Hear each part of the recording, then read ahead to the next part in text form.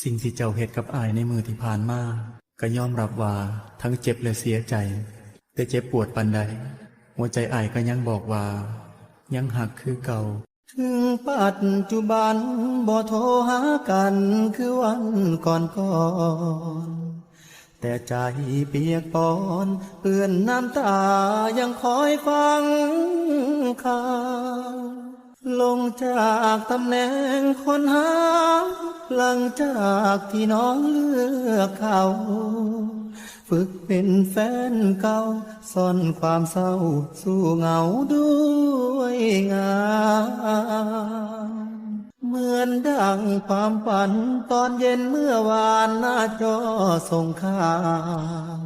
ข้อความเงาจากเบอร์เจ้าว่าเขาทิ้งกันถามอ้ายว่าคิดจังใด